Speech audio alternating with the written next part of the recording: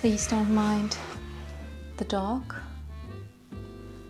doing slurpy sounds in the background. I finally caved in and got myself a matcha set because just like every other white girl out there, I really like matcha lately. So I thought I could do it myself. I actually already owned some matcha. I got mine over at a drugstore. It's from Rossmann, but as you can see by the color, it's not that bad. It tastes okay, I would say, but I had some really good matcha lately, and now I kind of want to try to do it myself. So I got myself some ceremonial grade matcha. Woo! Okay, so it was... Oh my god, it smells so grassy. It was sealed. I don't even remember if my other one was sealed. Oh my god, but the color, you can see it's so green and it smells so much like matcha.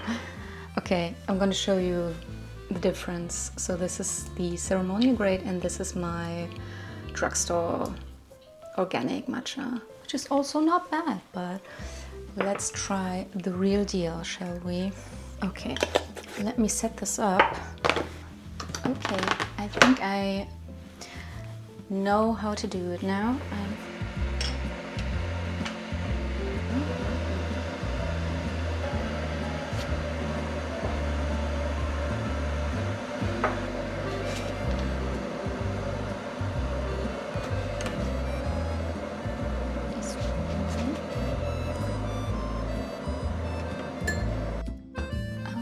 I gave everything a thorough wash, so it should be clean and we can start now.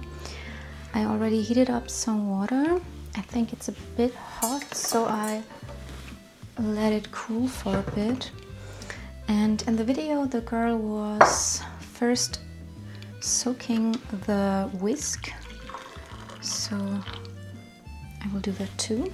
Prevent this from breaking, and honestly, I don't know what I'm doing. I'm just gonna let it sit in here for a couple of minutes, and in the meantime I'm gonna sieve the matcha powder. Also, honestly, I don't know what this is for, so I know this is what they traditionally use to scoop the matcha powder, but I don't know what the big spoon is for. Maybe like bigger portions, I don't know. So I tried to measure out 3 grams of matcha powder, and then we're gonna sieve it through. Oh my god. My scale is not... Oh my god, it jumps to 3 immediately. So, okay. Let's hope this is the correct amount. So I'm gonna try to break it up a bit. Okay. Now we will try to measure 30 milliliters of water. Okay, it's a bit more, but that's okay, I hope. Now we whisk.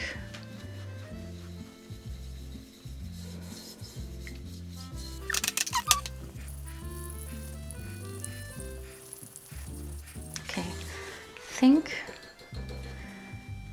I don't know how long I'm supposed to do this, but so we have our matcha, and I clean this in a little cup, and now I'm gonna quickly fill this.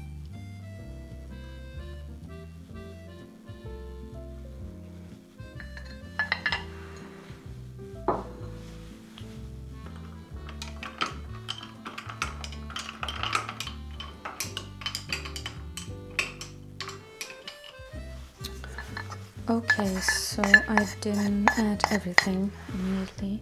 Still some left, but that's the color already. I think I will add the rest as well.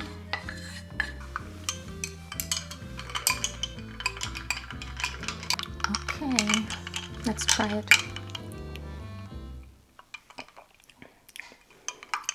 Yes.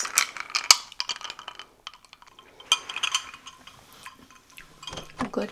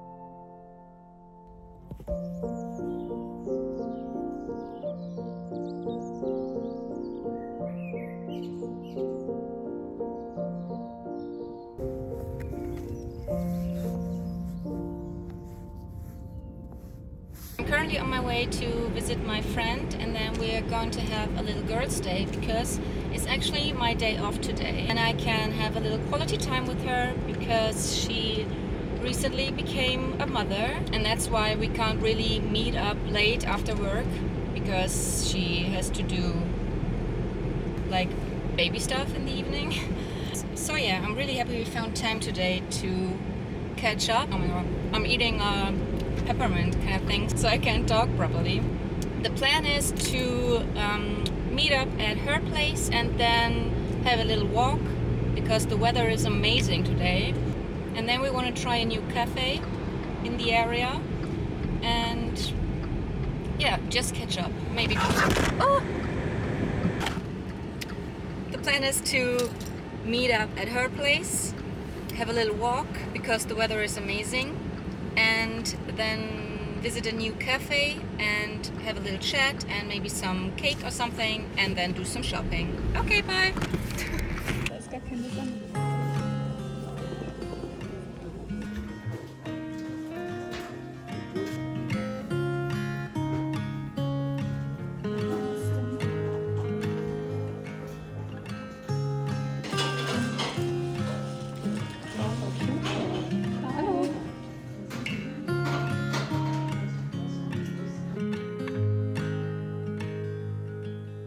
It's cold out here tonight.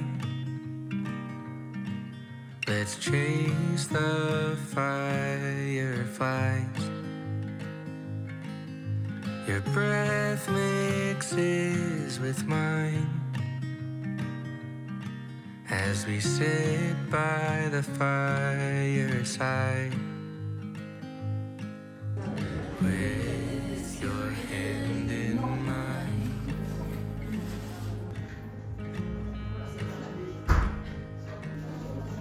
Pours light set the moon as chimes play our favorite tune.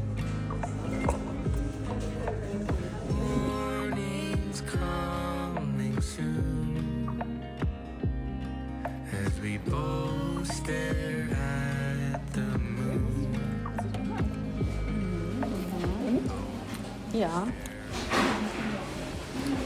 Lustig, irgendwie vielleicht auf den ersten Schluck würde ich sagen, noch nicht viel Matcha. Der ist stärker, ne? Ja, aber der ist auch richtig grün. Der schmeckt echt nach krass. Ein bisschen, oder?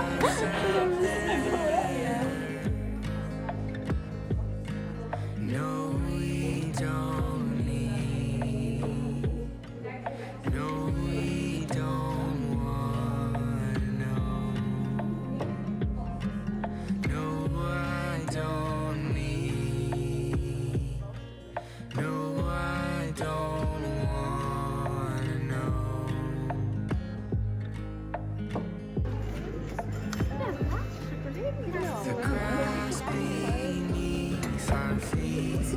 aus wie so Kakao.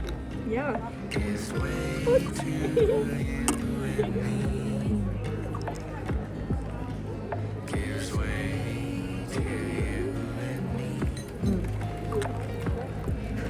Auch weihnachtlich, aber lecker. Willst du auch probieren? Ja. Schmeckt so ein bisschen, ja, nussig. Oh. Bisschen ehrlich? Ja.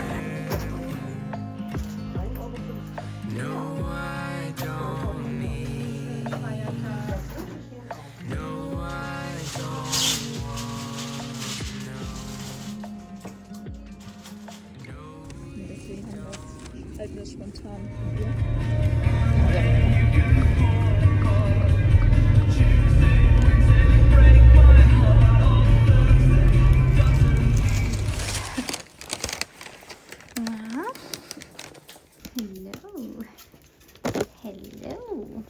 Hello.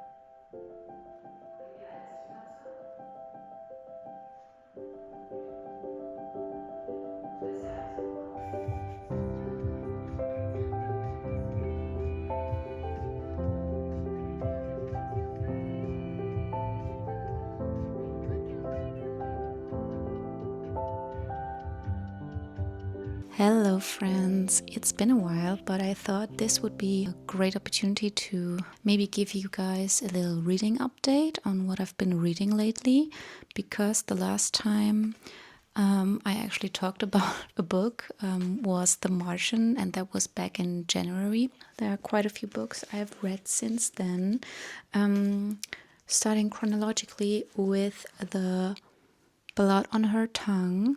This one I read immediately after The Martian, and it took me quite some time actually. Yes.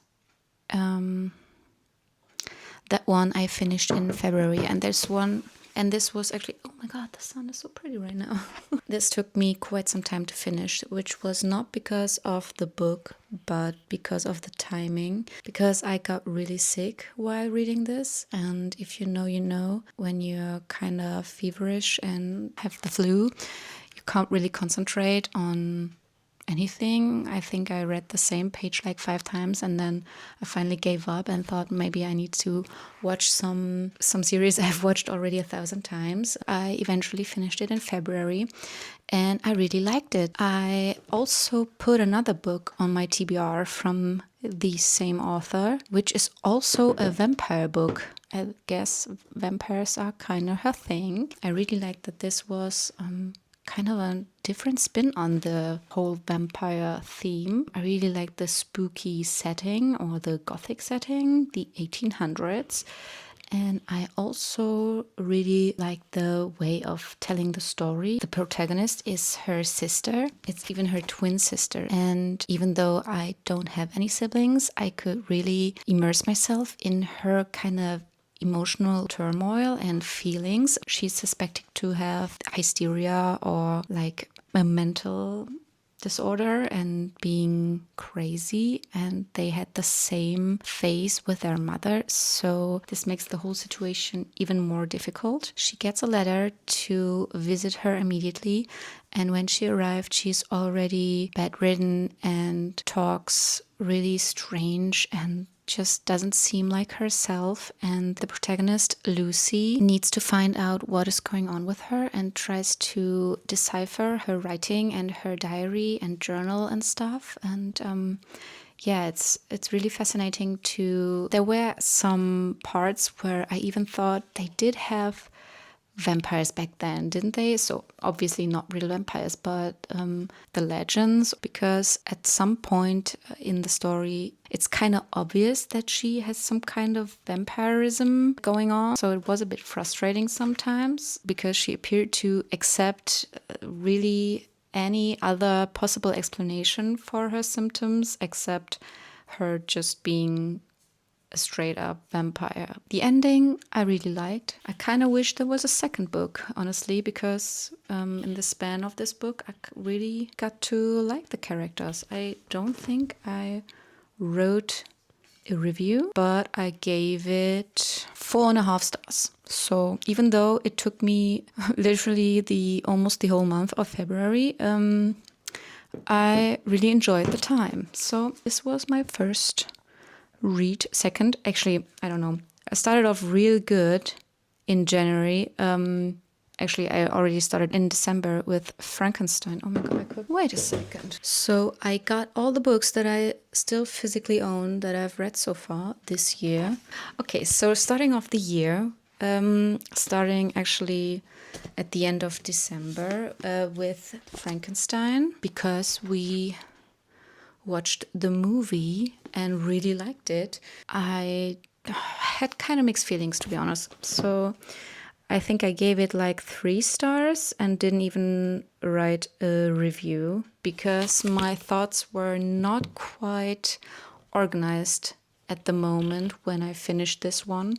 I tried really hard to like it because I felt like, well, this is a classic and everyone really loves this, and it focuses on really important topics and gives a lot of food for thought. I even wrote in this one. But yeah, I think I'm gonna read this again someday. Maybe I need some more perspective, and I'm currently on my journey to step into new genres and new fields of literature. So this was my first step, as you could say, and maybe that's why I had a little difficulty to like it, because it's just a lot different from what I read before. Keeping up with the classics, I continued with White Nights by Fyodor Dostoyevsky. This is a really short book, and this was during a time when it was deep January, so it fit perfectly during the White Nights. I think I read this during one long weekend or something. So yeah, this one I really enjoyed. I immediately got Crime and Punishment, but I didn't have the courage to start this one yet because I heard that this is really complex with the characters and everything. It's also quite long. So I thought I will save this for a time when I would have a bit more time on my hands also to read in longer periods and not just a couple of minutes here and there, because this might be a bit more complex. So I need some brain power for this one. But yeah, I think I gave it 4 stars and yeah, ordered my next Dostoyevsky book. After White Nights, this one I talked a lot about in my first video because that was when I started The Martian. And I started it because I loved Hail Mary, and I am so happy this is getting more attention now because of the movie that just came out. I just watched the movie a couple of weeks ago and it's amazing. To be honest, I was kind of worried they would not manage to fit everything that is in here and put it in the movie, but they managed pretty well, I would say. So yeah, I don't know if I need to explain what this book is about. If you don't know, great, just read it blind. I also didn't know anything when I started this, and the great thing is you just find out together with the protagonist. The cover probably says a lot about the context. So it's about a person in space, and that's all I'm going to say. But yeah, go read the book and then go watch the movie or something. It's this was 5 stars straight up, and I had the best time, and I think I'm looking for this kind of high ever since. After that, I read The Martian. I don't have any physical copy because I got this one at the library, as you saw. And after that, I read The Blood on Her Tongue that I just showed you. And after Blood on Her Tongue, I guess I was in the mood for something a bit more lighthearted and not so gruesome. But I also wanted to stay in the vampire theme. I don't know. I was out with my fiance on Valentine's Day. I got 2 books at the bookshop, and one of them was Bride by Ali Hazelwood. If you don't know what this is about, it's about a vampire named Misery, which is a really cool name. And she is married to, not by choice, but by, you could say, force, I guess. It's not her choice to marry him. She is married to the alpha of a werewolf pack. Ultimately, she wants to find her best friend, and she has a feeling that her fiance or her then husband may know something about her whereabouts. I actually never read anything by Ali Hazelwood. I know she's famous for romance books, but this one kind of spoke to me. To be honest, it's also really floppy, and I love floppy paperbacks. This was such a joy to read, and it was also really funny. So after Project Hail Mary, where the protagonist is also really funny, this one also really got me, because her inner monologues also are kind of, I don't know what to say. I know what to say. I started this book as a bit of a palate cleanser, and I was looking for something fun and engaging, and boy, was I served. First off, I love Misery. She's genuinely the funniest main character I've ever read. There were multiple occasions when I was literally snorting out loud on the train, even though the plot is not really that deep. It's quite captivating at times.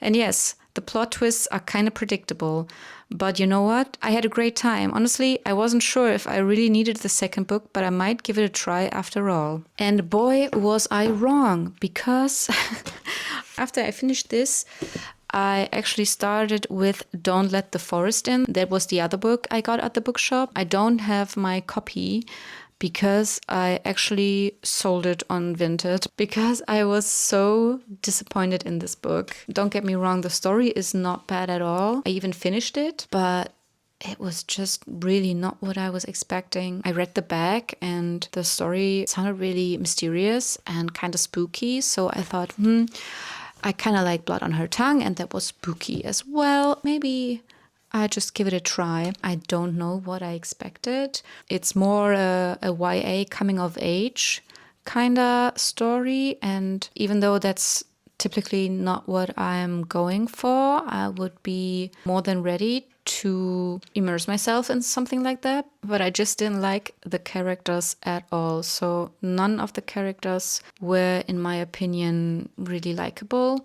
And that's the main thing that kind of keeps you from wanting to keep reading. The main character, he's kind of in a love triangle. So he's obviously kind of in love with his best friend, who is also obviously kind of in love with him, but then things happen and it gets kind of crazy. So you never really find out if the events in this book actually happen or if it's all just in his head. I really like that aspect, but the whole drama around teenage love, unanswered love, does he like me, does he not like me, while simultaneously there is a monster attacking the school. It just was kind of all over the place, and it also was really frustrating to read. I mean, yes, teenagers typically tend to be kind of dramatic, but I feel like in this case they were definitely over the top with their reactions. Kind of had to push myself to keep reading and finishing this one, because in the end I just wanted to find out if we ever get any resolve about the events and whether it's real or not. And yeah, maybe small spoiler, you don't really get that. I don't know. I gave it 2 stars. So that was a kind of frustrating book, number 1. And after that, I thought, well, I'm just gonna give it a try and try the second book from the Ali Hazelwood Bride series, which is called Mate. And I didn't even finish this one. So the second book is told from her best friend's perspective, the one she was looking for in the first book. And it kind of tells her kind of love story, because at the end of book 1, it's kind of revealed that she is the mate of another alpha. And so that's what the second book is about, because they just don't really get along or something at first. I don't really know what we were trying to do in this one, and I didn't really get warm, because I feel like I really liked Misery. I really liked her kind of character, the way she was articulating, the way she was thinking, in a kind of sarcastic and snarky kind of way. And I feel like with her best friend, she was just the same. It was just the same kind of book, also retelling the same kind of story. And I don't know, even though I was ready for some simple romance, I didn't really get warm with her. So I dropped Mate and instead started with Babel by R.F. Kuang, which is quite the book. It was quite the journey. So at first I had kind of a hard time to manage with the amount of footnotes, because I never really knew if this information is really important now. Do I have to read this now? Is it okay if I just read it at the end of the page or at the end of the chapter, you know? Because I have to say, it kind of threw me out of the story and out of the immersion to keep jumping from text and to read a little footnote about why a word is called like that, or some historical facts. And I tried to remember everything, because I thought, oh, this will be important to know somewhere in this book. And even though not everything was quite important to know, it gave me the feeling of actually reading some academic book or something. The pacing is a bit hard to get used to, because it's kind of slow at first. There is a point, the point of no return, where you definitely don't want to put this down. And there is also a whole magic system revolving around silver, which was really cool. And just the whole concept of the magic of words and translation. And I don't know, I read this one in German because I got this copy in German, but I kind of would love to read this again in English, because maybe I missed something, because maybe there was something a little lost in translation. Okay, my camera just died, and I also totally did not notice how fast it got dark. There is literally no light left in here. I hope you can see me okay. But we are also basically at the end. So Babel was the last book I finished. I honestly don't know when was the last time I cried at the end of a book, because I got so emotional at some point and I didn't really want it to end. But I'm currently reading Agnes Auberts' mystical cat shelter by Heather Fawcett, and I am like halfway through and I kind of like it. I feel like I'm still a bit hungover from Babel, with a deep emotional connection to any main characters, so I'm kind of keeping my distance from really emotional and impactful books right now. So I thought Mystical Cat Shelter, that's the perfect continuation for my reading journey this year. If I had to describe this book so far, I would say this is kind of a retelling of Howl's Moving Castle, because I feel like the whole concept of there being magicians or magic wielding people, but them not being really a part of society and being liked and glorified, but being more in the in the outskirts. Yeah, I kind of felt like that reminded me of Howl's Moving Castle, and especially the one character. If you know, you know. The sun is gone, and I'm just sitting here in my little corner. Okay, you can't even really see me anymore, so I'm coming to an end now. Thank you so much for watching. I don't really know what my next video will be, but if you want to keep up with my reading updates or stuff I'm doing, you can also follow me on Instagram. It's also A Cup of Clarity. And if you want to know about the books I've read and book reviews, you can follow me on Fable, also just A Cup of Clarity. I will link my other channels in the description. Thank you so much for watching, and I will see you in my next video very soon.